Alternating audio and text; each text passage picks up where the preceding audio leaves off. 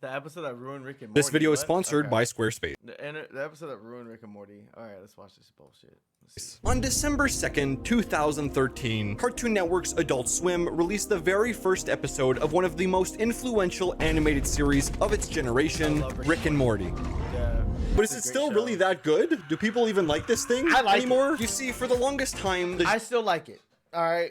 Like, okay, so it kind of like there was a season where I was like, it's hard to watch a little bit. But like, come on now, like I had to give him a break. I think the original creator who got fired, obviously, the voice of Rick. I don't like that. I don't care what he did. Okay, I mean, I understand what he did. I know I'm probably gonna get cooked for this take, but I mean, he created something great, all right? You know what I'm saying? The genre of adult animation was basically ran by only a handful of shows. Sure, there was a bunch of other cartoons attempting to break through, but only the really popular ones were known by everyone worldwide. Enter Rick and Morty, the show about a dimension-hopping scientist and his jittery, anxiety-ridden grandson. To make a long story short, the show really started popping off in the mid-2010s. Everyone was talking about it. Some people were even harassing McDonald's employees. It was a wild time, not gonna lie. And in a recent poll I made about a couple similar cartoons, Rick and Morty was the clear favorite. So today, I'll be watching Rick and Morty's lowest rated episode ever to find out if the show just kind of sucks sometimes. I'll be explaining everything that happens in this episode in depth while also giving my own opinion on the show along the way. I'll talk about the absolute worst episode. I'll talk about some behind the scenes stuff. It's a fun time. This episode is horrible. We're all gonna suffer together. It'll be great. Is this episode really as bad as people say it is? Do you think this episode ruined Rick and Morty's overall reputation? Well, grab your copy of Mario and Luigi for the Game Boy Advance to find out, because it's time to watch what some people call the episode that ruined Rick and Morty. This episode, that's rated significantly lower than every other episode in the entire series, is called Rise of the Numbericons, the movie. If you've ever watched this episode before, I'm genuinely so sorry. Our story begins on a planet far away, comprised entirely of talking letter people. Everyone on this planet is a letter. We got Magnesium J, Hydrogen F, and even Ice-T. This dude is literally a T made out of ice, and funnily enough, famous real-life rapper slash actor Ice-T stars in this episode. But get this, he actually voices Magma Q. Ice-T doesn't voice Ice-T at all. How hilarious. This is when a serious attack happens. You see, the letters and the numbers are at war, because of course they are. We see these extremely ugly number people invade with weapons, and they're shooting everything in sight. Did the real Ice-T just die already? Damn, what an episode it's been so far. Because of the attack, Magma Q has sadly passed. Rip Bozo, honestly, we barely knew you. A couple things I want to mention here. First, when the numbers invaded on their giant calculator spaceship thing, the numbers shown spell boobs when flipped upside down, which is fine, it's hilarious, whatever. But what I find more hilarious is that this calculator doesn't even have the number 0. I can see why this was the lowest rated episode.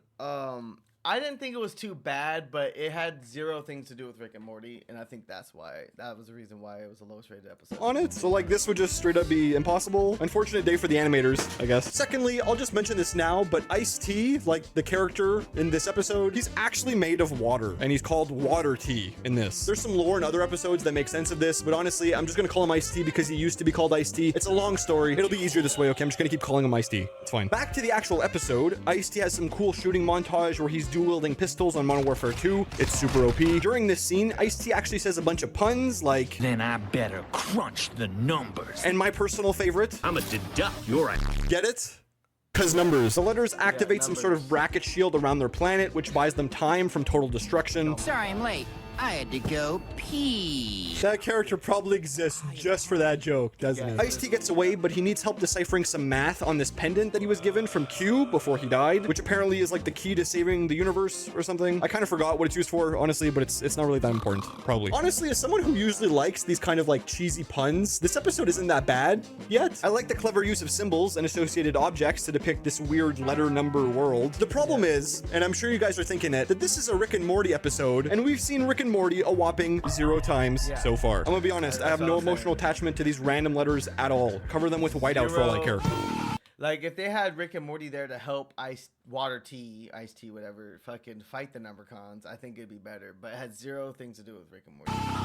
Thankfully, we don't have to wait much longer because we then cut to Earth where we see Morty in math class listening to some rap music. Remember this for later, it pretends to be very important. Mr. Goldenfold is Morty's math teacher, and he's given Morty detention because he really hates rap music, I guess. This is when Ice-T shows up in class out of nowhere. This is the Water T from earlier, but he has a human form that looks exactly like the actor Ice-T, but again, he's not voiced by the actual Ice-T. It's all very confusing. I'm doing my best to explain it. Morty gets excited to see him, but Ice-T doesn't care at all and turns back into his water form. Turns out Mr. Goldenfold actually taught Ice-T back in the day, which is why he randomly showed up. These two characters used to butt heads a lot, since one is a math teacher that likes numbers, while the other is a literal talking letter from the alphabet. These guys are like Tom and Jerry or something. They hate each other but need each other. It's all very poetic. Turns out Mr. Goldenfold holds a grudge against Ice-T because he never handed in his math homework all those years ago. And I'm not kidding, that's the basis of this entire episode. Anyway, Ice-T needs help with math, but before anyone can solve the equation on the pendant, the numbers arrive and are now attacking Earth. Because of this, Ice-T, Mr. Goldenfold, and Morty, for some reason, head to the ship to help the letters fight back against the numbers. And hear me out, there's letters, there's numbers, it's all very chaotic. If only there was a place where the two could live in harmony. Wait.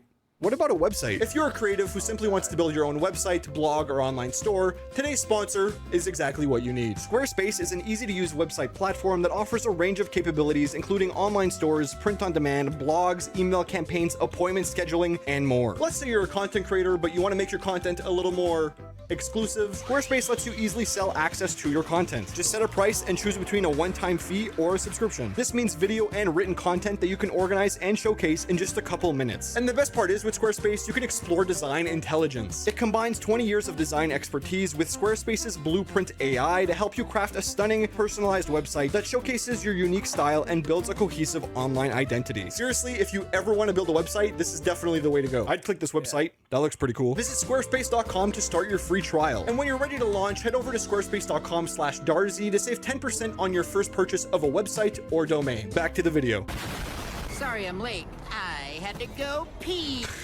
They really made this dude say the same joke twice. I respect the writers for recycling. The numbers activate their caps lock, so the letters use their hyphen drive. If you don't speak English very often, this is probably a little confusing for you. Our good guys get away, and then we find out that all the numbers obey their master, who's this giant zero. This is a good reference to this episode's score on Rotten Tomatoes. If you haven't guessed this by now, the biggest influence for this episode is the animated Transformers movie back in the 80s. Lucas Gray, the director of this episode, said that the color palette, the wide shots of scenery, and most of the other stuff was just inspired by Transformers. And I also can't help but mention the similarities of both titles. Having something as ridiculous as the movie in your episode title is a great touch, honestly. But I will say that, like, the spelling of this thing kind of makes no sense at all. The title is clearly Rise of the Numbericons, or however you say it, but it's definitely pronounced Numericons. Like, they definitely say it a million times in this episode. So I'm not sure if that's on purpose or like just kind of a haha or something. It's kind of annoying, honestly. Anyway, back to the episode. Goldenfold solves the equation and turns out it's just the Pythagorean theorem. If you've ever had a math class in high school, you know what this is, probably. And here we get a little bit more backstory on Mr. Goldenfold and Ice-T's relationship. And get ready, it's kind of wacky. Turns out, before Ice-T was a successful rapper, he just really sucked at rapping, actually. And the reason for that was that he was just completely offbeat all the time. Nothing he said was in sync with the music at all. This is when Goldenfold showed him the power of numbers, because he's a math teacher.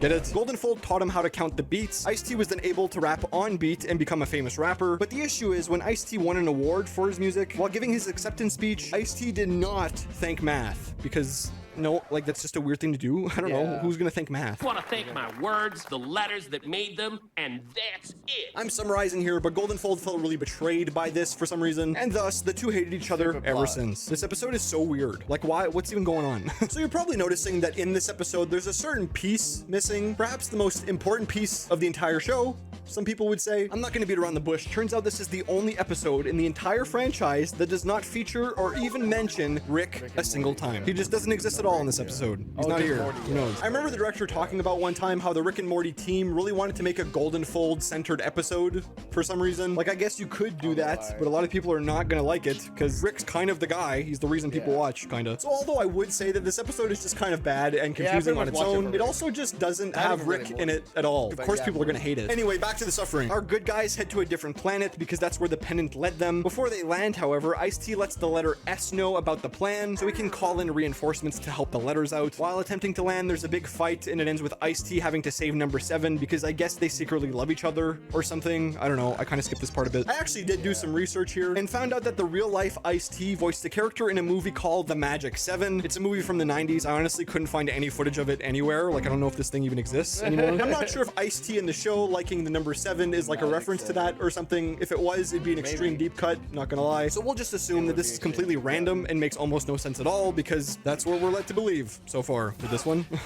Golden Fold keeps the peace for a bit, letting the two know that the letters and numbers can coexist. This is when Golden Fold, Morty, Ice-T, and the number 7 all end up partying with some primitive symbols who live on this mostly abandoned planet. It doesn't have to make sense, stay with me. The next morning, and turns out 7 actually betrayed the group and stole the pendant thing. Remember that? The pendant, it was really important. Ice-T catches up with 7 somehow and they fight for a bit over this all-powerful pendant thing. It's a pretty epic fight. The two both have 1 HP. But then, this is when Emperor Zero shows up to steal the power himself. But how did he track them down? I hear you asking. Well, turns out that the letter S that Ice-T talked to a while back is actually the number 8. What? Amazing plot twist. Who would have saw that coming? I personally feel like 5 would have been a better fit because like S is closer to 5, honestly. But this works too, I guess. Thanks for dragging me across the universe to be king. I can't tell you how much I dislike these characters right now. It feels like there's nothing to clamp onto here at all. All the good guys are tied up now, which is when they're all at their lowest point in the episode. This is when Morty jumps in to say none of this would have ever happened if Ice-T just thanked Math all those years ago. But of course, we need this episode's like 4th flashback or something so we can see Ice-T's point of view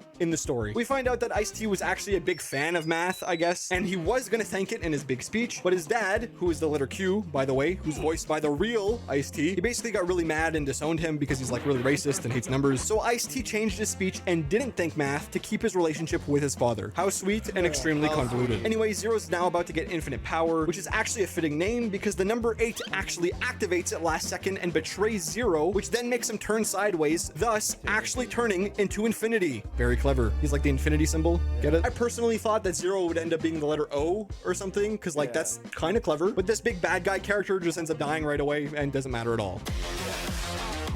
Infinity now wants to take over the entire universe. This includes enslaving all the letters and numbers. So 7 switches sides because she's been betrayed. Gee, you know who's really good at stopping universal threats in the show? Like the one guy who saved the world almost every time this stuff has happened? You know who it is. You know who I'm talking about. The good guys are left tied up instead of killed for some reason. So when everyone leaves, they just untie themselves and come up with a plan. There's this weird 3-second anime bit that happens out of nowhere and I just kind of wanted to show it here.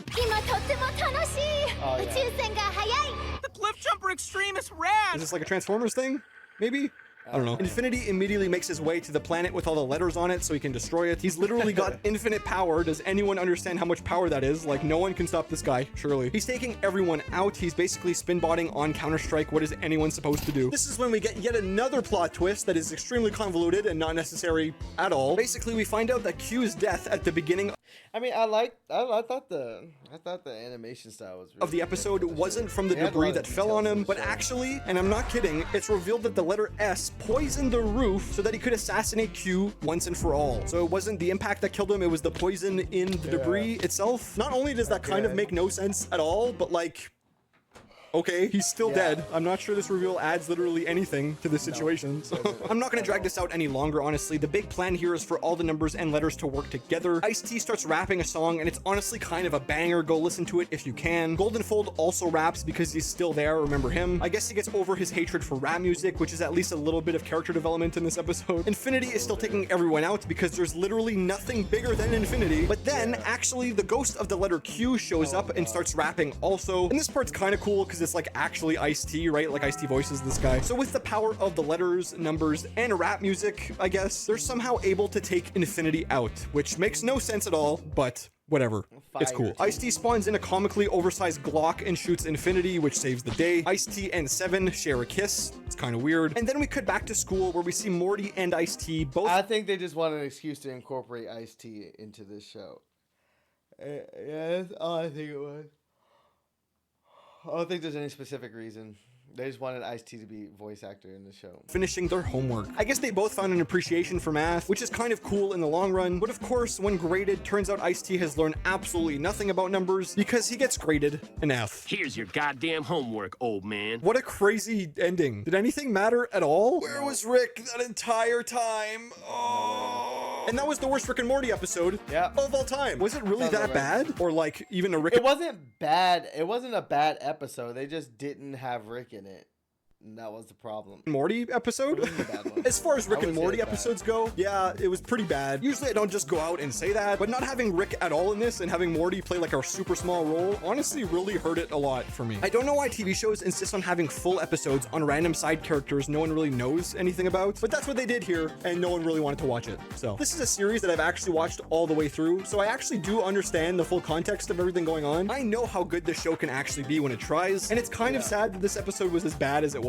Also, I should mention, because obviously I haven't mentioned it yet and people are gonna get angry, obviously once season 7 came out, there was a clear drop in quality. For those that don't know, there was some real life implications which made one half of the Rick and Morty dream team step down. Justin Roiland did some really bad stuff and also hung out with Elon Musk that one time, so he hasn't been involved since. He was the voice of Rick and Morty, so both of those characters sound a little different from here on out. I don't think they're that bad, honestly, but I did hear that season 7 was well underway when his allegations came out, so the whole team had to either re-record, rewrite, or reanimate some certain scenes or episodes even, probably. If that's true, it's probably the main reason for the sudden drop in quality, so I'll give them the benefit of the doubt here, because like I said, this show can be really good. It's just this episode isn't at all. This video was a little different than my usual ones. I went more in depth with the like behind the scenes stuff than I normally do. Let me know what you guys think. If you like that, maybe, I don't know, I'm always trying different stuff. I was actually going to cover 2 episodes like I usually do for these videos, but the second lowest rated episode was honestly just kind of too wild for YouTube. So I just kept it at 1 for this time. I hope you guys still liked it. Anyway, you can become a member for only a single $1. Becoming a member gets your name on the screen here at the end of all my future videos. Thank you so much to all my current members